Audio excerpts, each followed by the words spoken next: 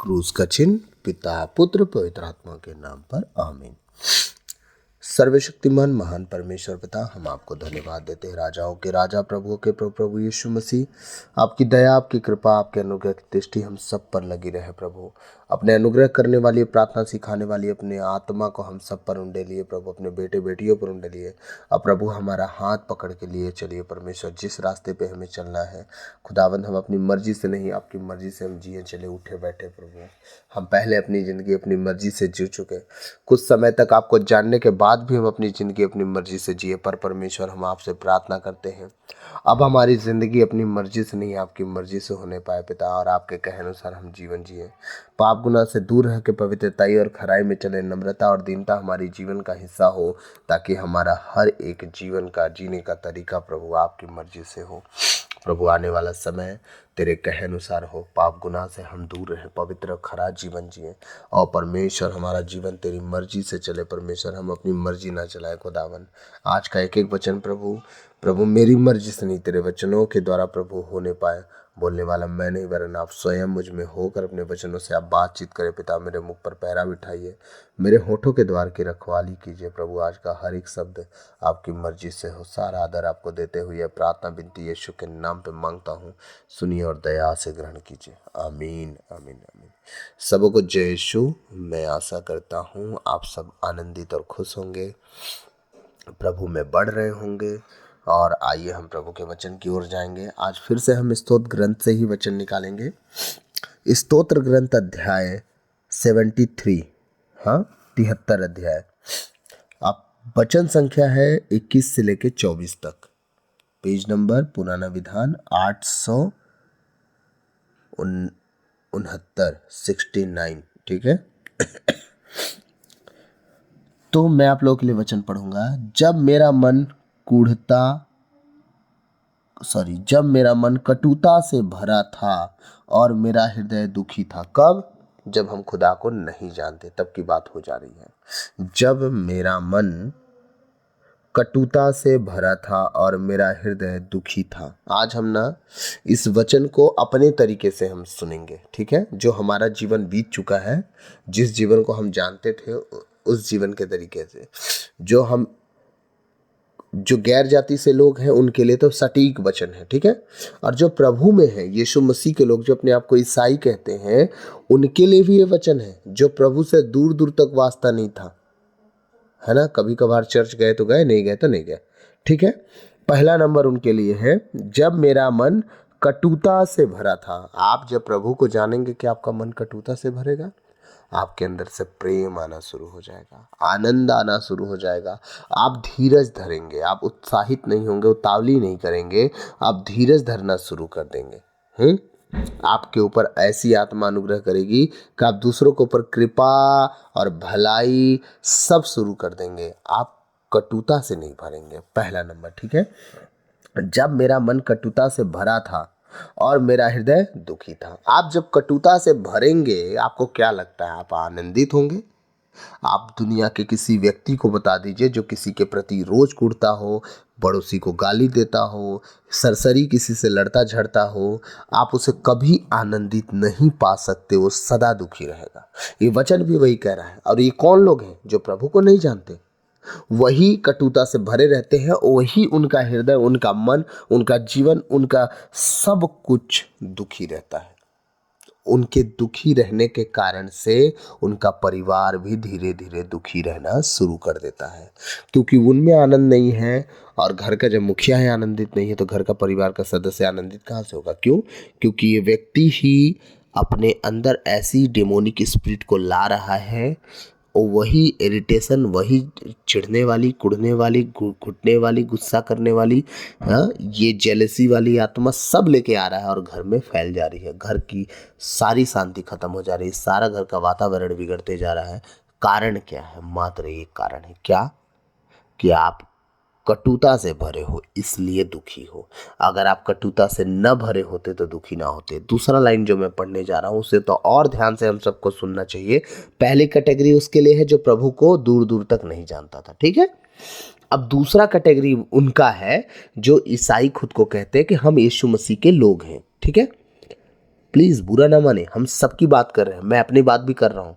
मैं यीशु मसीह में नहीं आने से पहले वो पहले वर्ग में था जहां कटुता से भरा था और दुखी जीवन जीता था।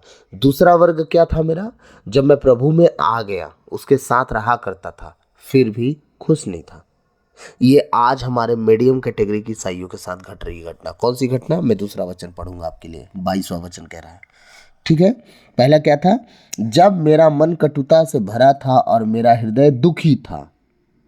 दूसरा वचन कह रहा है, तो मैं मूर्ख और नासमझ था। क्या था मैं? मूर्ख और नासमझ। मेरे अंदर ना कोई बुद्धि की बात थी, ना समझ की बात थी, मैं मूर्ख व्यक्ति था, ठीक है। मैं तेरे सामने पशु जैसा था। किसके सामने? दूसरी कैटेगरी में बोला कि ईसा मसीह को जानने के बाद, ठीक है। हम कैसे थे? पशु जैसे। कोई कुछ भी कह रहा है, आराधना कर लो, प्रार्थना कर लो, गीत गा लो, वचन पढ़ लो, कुछ नहीं, सब चल रहा है। चर्च गए, जो सुनाया फादर ने, जो सुनाया हम सुने और चुपचाप घर आए, अपनी मर्जी से जी रहे हैं। हम पशु जैसे जिंदगी जी रहे हैं। वचन कह रहा है, तो मैं मूर्ख और नासमझ था, और क्या कह रहा है? मैं तेरे सामने पशु जैसा था। मतलब अगर आप बुद्धिमान होते उस समय, आज की बात नहीं कर रहा हूं, आप समझदार हो, आप उस समय अगर समझदार होते तो पशु जैसे जीवन जीते कि वचन पढ़ने के लिए बोला गया, आप नहीं पढ़ते हो, पढ़ भी लिए तो उसके अनुसार चले नहीं, प्रार्थना में बुलाया गया, आप प्रार्थना में कभी नहीं गए, अगर गए भी तो अपनी मर्जी से गए, अपनी मर्जी से आए, लेकिन जो वहाँ वचन बताया गया, जो जीने का तरीका सिखाया गया, आपने कभी नहीं सीखा। ये दूसरा कैटेगरी है हम मसीहियों का, जो पशु सरीखा जीवन जिए। मैंने भी प्रभु को जाना 2015-16 में, और प्रभु को जानने के बाद 16 में ही शायद मैंने जाना, और प्रभु को जानने के बाद मैं अपनी ज़िंदगी ऐसे ही जीता रहा 2020-21 तक, कोरोना तक, जब तक कोरोना वायरस चला तब तक ऐसे ही ज़िंदगी जीता रहा, पशु सरीखा। प्रभु को जान रहा हूँ लेकिन मूर्खों की तरह चल रहा हूँ, मनरेगा वाला ईसाई बन के घूम रहा हूँ, ठीक है। लेकिन ध्यान से सुनिएगा, अब जो इम्पोर्टेंट मैसेज है वो हम सब के लिए मैसेज है, जो प्रभु को ये पहला दूसरा जो लिमिटेड जीवन था उसे छोड़ के जो तीसरे लेवल में आए, वो कारण क्या है? देखिएगा आगे का वचन क्या कर रहा है। फिर भी मैं सदा तेरे साथ हूं। वचन क्या कह रहा है? हमने पहले चरण में क्या किया? हमने कटुता से भर के खुद को दुखी देखा, फिर भी खुदा को खोजा, ठीक। दूसरा चरण में आए, हम खुदा को जान गए, फिर भी हम मूर्खों की तरह, नासमझ की तरह और पशु की तरह जीवन जीते रहे, लेकिन फिर भी हम खुदा को नहीं छोड़े, हम उसके साथ बने रहे। हमारी फर्स्ट और लास्ट चॉइस यीशु मसीह है, ये बात हम जानते हैं। हमारे पास कोई ऑप्शन नहीं है कि हम बचेंगे कहीं और जाके। जो कहीं और जा रहे हैं उनकी जिंदगी और बदतर हो चुकी है, पहले तो थी ही, अब और बर्बाद। यीशु मसीह को छोड़ के जाने वाले लोग जो यीशु मसीह के हैं, उनकी जिंदगी और बर्बाद आपको दिखेगी, और वो घिरे मिलेंगे आपको संसारिकता में, ठीक है। अब तीसरा चरण है, क्या है वो तीसरा चरण? फिर भी मैं सदा तेरे साथ हूं और तू मेरा दाहिना हाथ पकड़कर। क्या कह रहा है? फिर भी मैं सदा तेरे साथ हूं। हम क्या कर रहे हैं? अब यीशु मसीह का हाथ छोड़ने के लिए तैयार है? नहीं। क्या हमारा प्रभु हमारे साथ हमारा हाथ छोड़ा? नहीं। हम पहले चरण में थे तो भी उसने हमें संभाला, हम दूसरे चरण में आए तो भी उसने हमें संभाला। कब संभाला? जब हमने मंजूरी दी कि प्रभु, भले हम मनरेगा वाला ईसाई हैं, भले हम नासमझ मूर्ख और पशु की तरह जी रहे हैं, लेकिन प्रभु तू ही है हमारा मालिक, तू ही है हमारा उद्धारकर्ता, तू ही है हमारा। तेरे नाम की हम जय जयकार करेंगे, किसी और की नहीं। वो हमारा हाथ पकड़ा और वो हमारे साथ रहा। सही है। मैं फिर भी मैं सदा तेरे साथ हूं और तू मेरा। अब जब हम कॉपरेट कर रहे हैं किसके साथ? यीशु मसीह के साथ। हम समझौता कर रहे हैं कि प्रभु, मैं चाहे कुछ भी करूं, मैं लाख गलती करूंगा लेकिन माफी मांगूंगा, मैं अपने कोठरी में जाऊंगा, अपने हाथों को उठाऊंगा, और घुटनों पे आऊंगा, अपने गुनाहों को मानूंगा, मैं तुझे धन्यवाद दूंगा अपने सुख दुख की हर एक बातों को। प्रभु तू मुझे ऊंचा उठाएगा, फिर मेरे जीवन में दुख नहीं आएगा, सुख ही सुख होगा। मैं परमेश्वर चमकता जाऊंगा। मैं जानता हूं अपने हाथों को उठा के जिस दिन तेरे सामने अगर घुटने टिकाए और मैंने कहा प्रभु मेरे गुनाहों को माफ कर, तू माफ करेगा और मेरे हाथों को पकड़ेगा, जिस तरह ये वचन कह रहा है। कैसा कह रहा है वचन? फिर भी मैं सदा तेरे साथ हूं और तू मेरा दाहिना हाथ पकड़ कर। कैसे? दाहिना हाथ पकड़कर। हाँ प्रभु, मैं घुटने टिकाऊंगा, हाथों को उठाऊंगा और कहूंगा प्रभु मुझे संभाल, मेरे हर जीवन की परिस्थिति को तू देख और मेरे कमी घटी को, मेरे घर परिवार को तू संभाल। परमेश्वर तू मेरे हाथ को पकड़ेगा। ये है हमारा परमेश्वर। तीसरे चरण पे आने के बाद हम अपने परमेश्वर को इतने करीब से जान पाते हैं, तब हमें महसूस होता है कि सच में हम अब अपनी मर्जी से चलना चाह के भी नहीं चल रहे हैं। अब हमारा खुदावंद हमें चला रहा है अपनी मर्जी से, हमारा हाथ पकड़ के वो आगे लिए चल रहा है, हमें पुश कर रहा है, पीछे से ढकेल रहा है कि तू टेंशन मत ले, मैं पीछे हूं खड़ा, तू आगे बढ़, तू आगे बढ़, तू आगे बढ़। वो कब हो रहा है? जब हम अपने परमेश्वर पिता की मर्जी से चलना शुरू किए। ये तीसरे चरण में कि हम लाख गलती किए, लाख गुनाह किए, लेकिन घुटनों पे आके माफी भी मांगना सीख लिए। सीधे घर से आए, घर बाहर से आए, काम किए, घर का खाना बनाई, बहनें काम की और सो नहीं गए। हम अपने प्रभु के पास घुटने टिका के अपनी गलतियों को मान के ही सोए हैं। ऐसे ही नहीं सो गए ताकि दुष्ट आत्माएं सपनों में आए और हमें अलग अलग विजन दे, अलग अलग श्रापें लाके लाद दे, आत्मिकता उठा ले जाएं और श्राप छोड़ जाएं, जिस तरह सुलेमान के दिनों में हुआ था। हाँ, याद रखिएगा, आप सोने वाले ऐसे मत बनो कि बस सो रहे हो कि आपकी आशीषें खत्म हो जाए और आप अच्छे सपने, अच्छे दर्शन ना देख पाओ। आप अपने कॉन्शियसनेस को संभालो, अपने समझ को संभालो, बुद्धि को, सोच को संभालो। जिस सोच में सोते हो आप प्रार्थना करके सोओगे, परमेश्वर आपके साथ है। आप दिन भर का झेलाई झेल के सोओगे, आप परमेश्वर को मत बोलो कि परमेश्वर मेरे साथ है।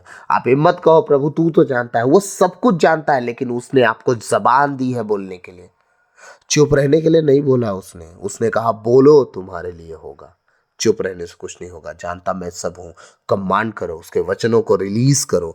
हाँ, बोलो उसके वचनों को, तब पवित्र आत्मा काम करते हैं। पवित्र आत्मा के सामने अब लाख रो लो, पिट लो, कुछ नहीं होता।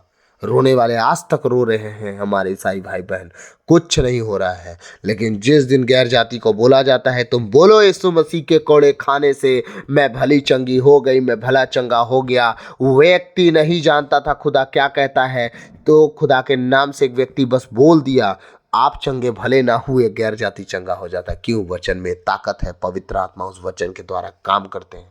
आप बोलो ना बोलो, वचन बोलता है। और वचन जब व्यक्ति बोलता है, परमेश्वर अपनी आत्मा के द्वारा काम करवाता, क्योंकि पवित्र आत्मा भी वचनबद्ध है। वचन के अंदर बाहर काम नहीं करते, वचन पर काम करते हैं। हालेलुया। फिर भी मैं सदा तेरे साथ हूँ। सदा मतलब प्रभु, जब मैं नहीं जानता था तूने चुना, जान लिया ना, मरूंगा तो मरूंगा लेकिन तेरा साथ नहीं छोड़ूंगा। अब जब आप ये कह दिए कि मैं सदा तेरे साथ हूँ, अब क्या होगा? अब आप एक प्रार्थना करोगे अपनी कोठरी में आके हाथों को उठा के, और तू मेरा दाहिना हाथ पकड़ कर अपने परामर्श से, कैसे? अपने सलाह से, अपने परामर्श से मेरा पथ प्रदर्शन करता है। कैसे पथ प्रदर्शन करता है वो? ऐसे ही हवाबाजी में नहीं। कहाँ चलना है वो बताएगा, कैसे उठना है वो बताएगा, कहाँ बात करना है वो बताए, कहाँ नहीं बात करना वो बताए, कैसे आपके विचार में डालता है बातों को। आप अपना सोच नहीं समझो उसको, वो परमेश्वर की दी हुई सोच है, वो परमेश्वर की दी हुई इच्छा और बातें हैं जो आपके विचार में डालेगा। आप कैसे ये विचार को जान पाओगे कि ये सही है या गलत? आप जब आत्मा में होगे, परमेश्वर आपको विचार देगा। जब आप संसार की बातों में उलझे रहोगे, परमेश्वर की ओर से विचार नहीं आएंगे, आपके डिसीजन गलत हो जाएंगे। आप सोचोगे कि परमेश्वर मुझे अगुवाई कर रहा है, ना ना ना ना, वहाँ परमेश्वर का नाम मत लीजिएगा। जब आपका जीवन प्रार्थना में चलता हो, आप घुटने टिकाने वाले बने हो, आपका डिसीजन सच्चा डिसीजन हो जाएगा। आप ये सोचे भी ना होंगे कि मैंने सोचा भी नहीं था ये होगा, लेकिन हो गया। मतलब वो परमेश्वर जो फैसले आपके दिल में, दिमाग में डाला ना, वही पूरा हुआ। अपने परामर्श से मेरा पथ प्रदर्शन करता है। वो अपनी सलाह से आपका पथ प्रदर्शन, आपके रास्तों को तय करवाएगा। अपनी सलाह से, आपकी सलाह से नहीं, वो खुद सलाह देगा।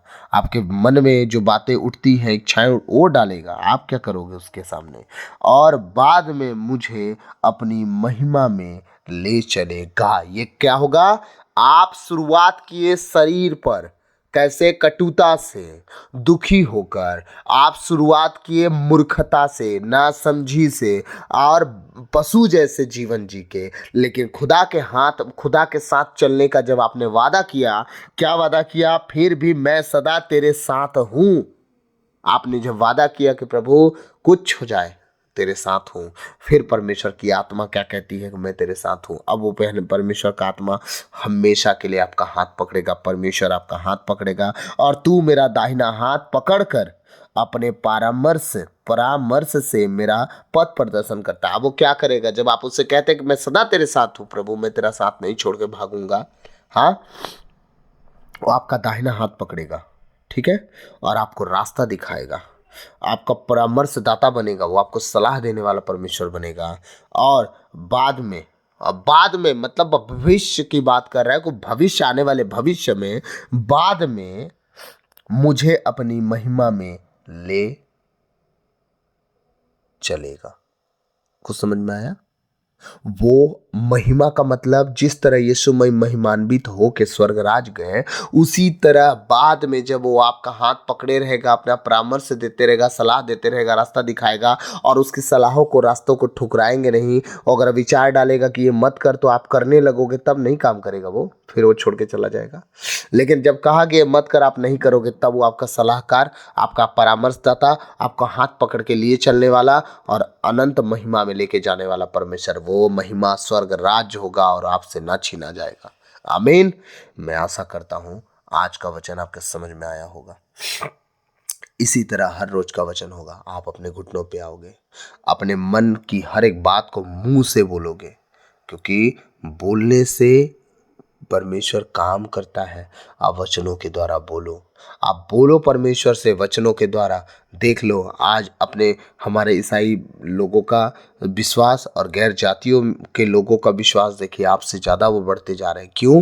क्योंकि वो वचनों को जब उनको सिखाया था, वचन बोलो, तो वचन बोलते हैं। और सिर्फ रोना पीटना उनको नहीं आता, वचन बोल के रोते पीटते हैं। परमेश्वर उन्हें गवाही देते हैं।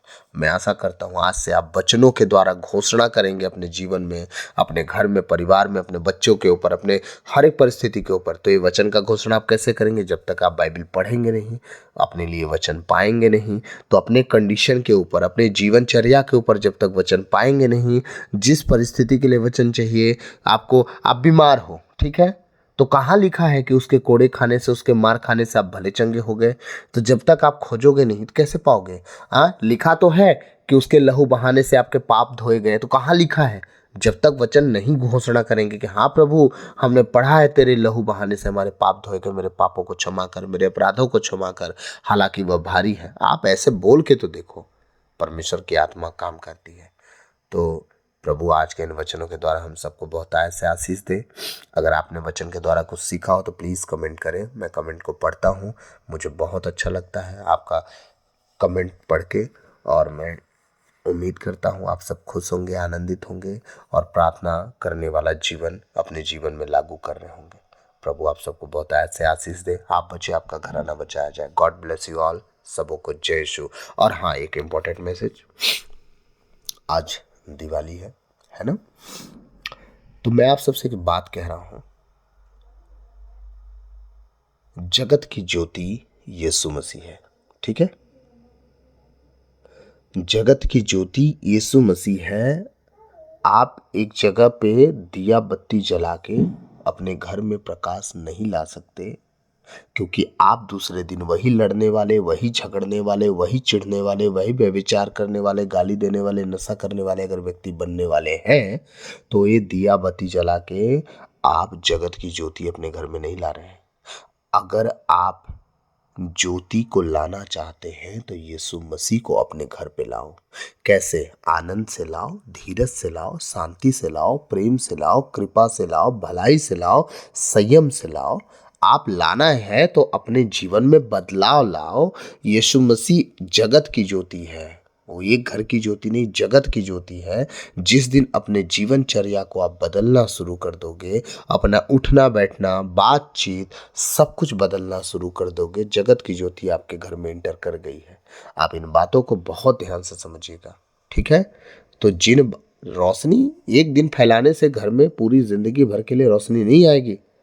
अपने जीवनचर्या को आपको बदलना पड़ेगा, तब वो रोशनी आपके घर पे आएगी। आमीन। आशा करता हूँ मेरी बात आपको बुरी ना लगी हो, और लगी हो तो मुझे प्लीज़ माफ़ करेंगे।